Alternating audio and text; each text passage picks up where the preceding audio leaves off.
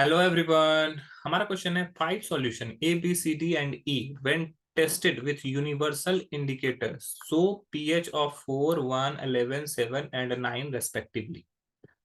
तो क्वेश्चन दिया हुआ which solution is neutral, strongly alkaline, strongly acidic, weak acidic and weakly alkaline. Arrange the pH in the increasing order of hydrogen ion concentration. देखो क्या है, question में दिया हुआ है कि ए बी सी डी और ई, ये पांच सॉल्यूशन लिया गया है, सभी का पीएच दिया गया है। सबका पीएच कितना कितना दिया गया है?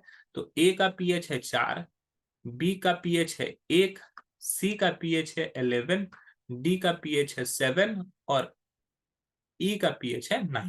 ठीक है, अब हम लोग को बोला गया है कि पहला क्वेश्चन है कि कौन सा न्यूट्रल है। ए में देखना है, पहला दिया हुआ है न्यूट्रल बताना है।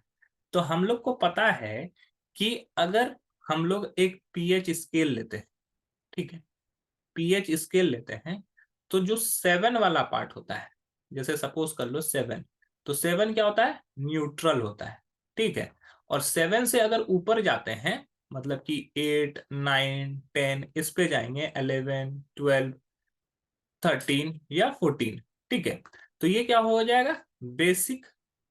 और अगर कम जाएंगे, मतलब कि 6, 5, 4, 3, 2, 1, 0, तो ये जो होगा हमारा क्या होगा? एसिडिक। ठीक है, मतलब कि जैसे जैसे ऊपर जाएंगे बेसिसिटी बढ़ते जाएगा, और जैसे जैसे नीचे जाएंगे एसिडिक कैरेक्टर बढ़ते जाएगा। तो जितना 7 से दूर जाएगा उतना ज्यादा कैरेक्टर बढ़ेगा, चाहे वो एसिडिक में हो चाहे वो बेस में हो।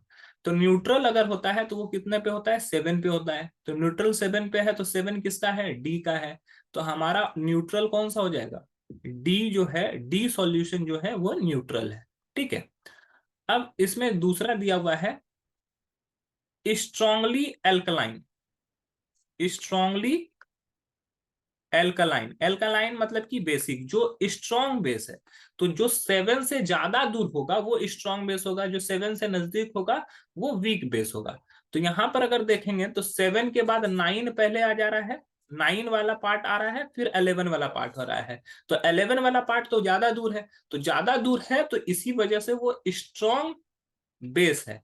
तो 11 कहाँ पे है? सी में। तो सी जिसका पीएच वैल्यू 11 है वो स्ट्रॉन्ग एल्कलाइन है। थर्ड क्वेश्चन पूछा गया है strongly acid. Strongly acid, same question यहाँ पे भी हो जाएगा। 7 से जो नजदीक होगा वो वीक एसिड, जो 7 से ज्यादा दूर होगा वो स्ट्रॉन्ग एसिड।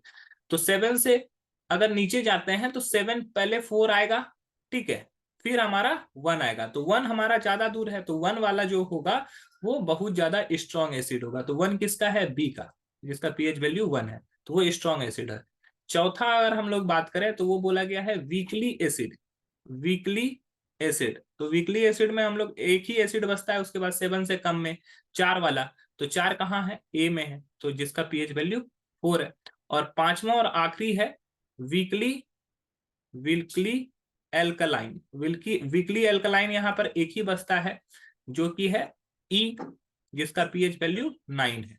ठीक है, इस तरह से ये हम लोग को पांचों पता चल गया कि कहां पर क्या है। अब हम लोग को क्वेश्चन नंबर बी में बोला गया है कि arrange the pH in the increasing order of hydrogen ion concentration. Hydrogen ion concentration को इंक्रीजिंग ऑर्डर में बताना है। तो जो बेस होता है उसमें हाइड्रोजन आयन कंसेंट्रेशन कम होता है, और जैसे ही जैसे एसिडिक कैरेक्टर बढ़ते जाएगा हाइड्रोजन आयन का कंसेंट्रेशन भी बढ़ते जाएगा। मतलब कि जो सबसे वीकली एल्कलाइन होगा वो उसमें हाइड्रोजन आयन सबसे कम होगा, और सॉरी, जो सबसे स्ट्रांगली इस एल्कलाइन होगा, जो एकदम स्ट्रांग एल्कलाइन होगा, उसमें हाइड्रोजन आयन का कंसंट्रेशन सबसे कम होगा, और जो सबसे स्ट्रांग एसिड होगा उसमें हाइड्रोजन आयन का कंसंट्रेशन सबसे ज्यादा होगा। तो स्ट्रांगली एल्कलाइन कौन है?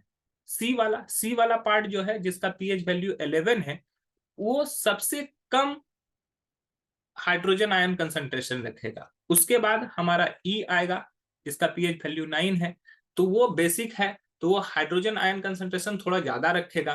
फिर न्यूट्रल वाला जो डी है, वो न्यूट्रल वाला, उसमें और थोड़ा हाइड्रोजन आयन कंसंट्रेशन बढ़ेगा। फिर हमारा ए है, जिसमें और भी थोड़ा ज्यादा हाइड्रोजन आयन कंसंट्रेशन बढ़ेगा। और उसके बाद हमारा सबसे लास्ट में आता है बी, जिसमें सबसे ज्यादा हाइड्रोजन आयन कंसंट्रेशन होगा। तो ये हमारा इंक्रीजिंग ऑर्डर में है, इसका हाइड्रोजन आयन सबसे कम और इसका हाइड्रोजन आयन कंसंट्रेशन सबसे अधिक, बी वाले का सबसे अधिक और सी वाले का सबसे कम। तो ये इस तरह से इंक्रीजिंग ऑर्डर में लिखा गया है। आई होप ये क्वेश्चन आपको समझ में आ गया होगा। That's all, thank you.